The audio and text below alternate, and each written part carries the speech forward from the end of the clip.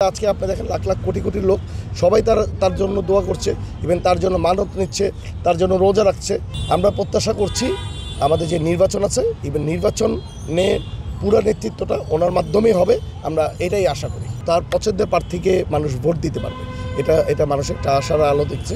এই আশার আলোর মাধ্যমে মানুষ তার ভোটটা দিবে, তার পছন্দের মানুষকে, ক্যান্ডিডেটকে সে পাশ করবে।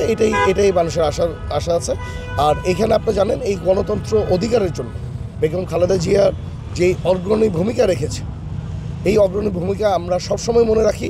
ইভেন বাংলাদেশের মানুষ এটা সবসময়, প্রতিটি মানুষ এটা ফিল করে। এর জন্যে আসলে আজকে আপনি দেখেন লাখ লাখ কোটি কোটি লোক সবাই তার জন্য দোয়া করছে, ইভেন তার জন্য মানত নিচ্ছে, তার জন্য রোজা রাখছে, বলতেছে উনি যাতে অতি শীঘ্রই আসতে পারে। আজকে আমাদের রূপগঞ্জে একটা প্রোগ্রাম আছে, যেটা দলবল নির্বিশেষে আপনার হাজার হাজার লোক ওনার জন্য বিভিন্ন মানুষ বিভিন্ন কান্না করে দোয়া করছে। কারণ কি, মানুষের অন্তরে উনি আছে, ইভেন মানুষের অন্তরে থাকার মানুষ সবসময় ভালো থাকবে, এটাই আমাদের আশা।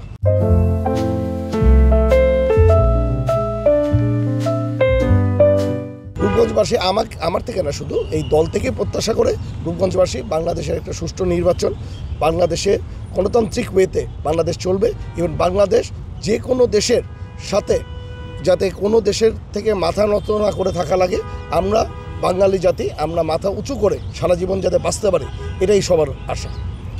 অবশ্যই আমরা, শুধু আমি না, সারা বাংলাদেশের মানুষই ওনার শারীরিক অবস্থা জানার জন্য সবাই উদ্বিগ্ন থাকে। আমিও এটার জন্য এসেছি, ওনার শারীরিক অবস্থা জানার জন্য। না, আছে, আলহামদুলিল্লাহ ভালোই আছে। আমরা আশা করি, আমরা সবাই মিলে দোয়া করছি, কারণ আমরা একটা কথা বিশ্বাস করি, সারা বাংলাদেশের মানুষ, সে অনেক মানুষকে, কোটি কোটি মানুষকে উনি উপকার করেছে। মানুষ জন্য কোটি কোটি মানুষ ওনার জন্য দোয়া করছে।